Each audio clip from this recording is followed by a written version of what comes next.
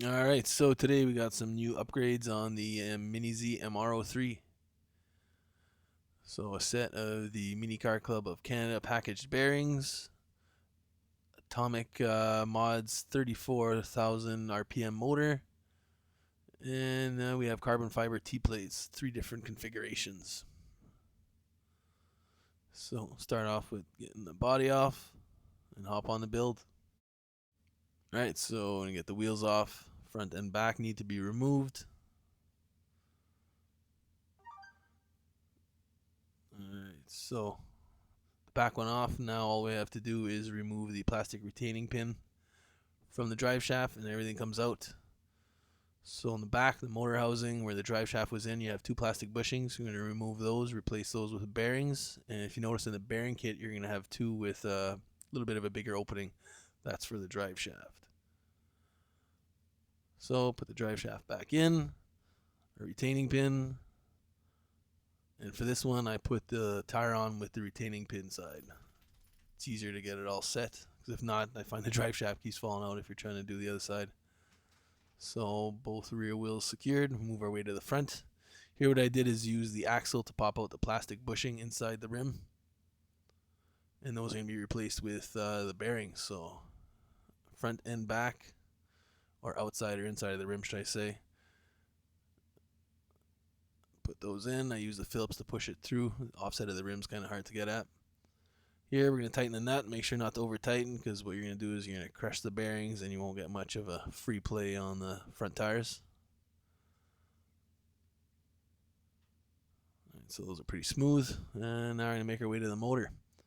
So 1 screw to take off the shock, and then we have 2 more to remove the motor leads. Plastic housing will pop off the back and the motor just slips out. So I'm going to take the pinion off. Here's our motor. I have some people that stated that you need to remove a little bit of the material, the bell housing on the plastic piece to get it to fit, but I didn't have any issues with mine. And what I did notice was trying to get it back into the motor housing was almost impossible because the magnets are so strong. I kept pulling it towards the rear axle, but once I got that figured out, good to go. So now we're going to finish it off with the plastic retainer, clips front and back. Alright, got that in. And now just reinstall the motor leads. Positive to positive, negative to negative. Pretty straightforward. It's marked on the chassis.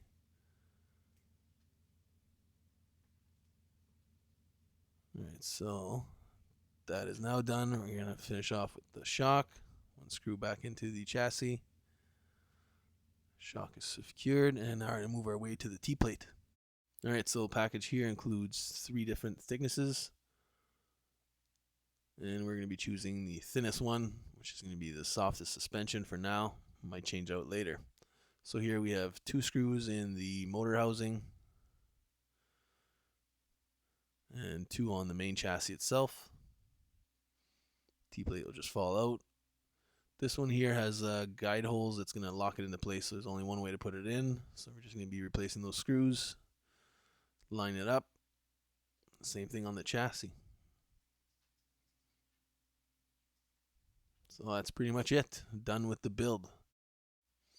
So we should have some dyno test and track footage shortly on this. So guys, thanks for watching. Please thumbs up and subscribe.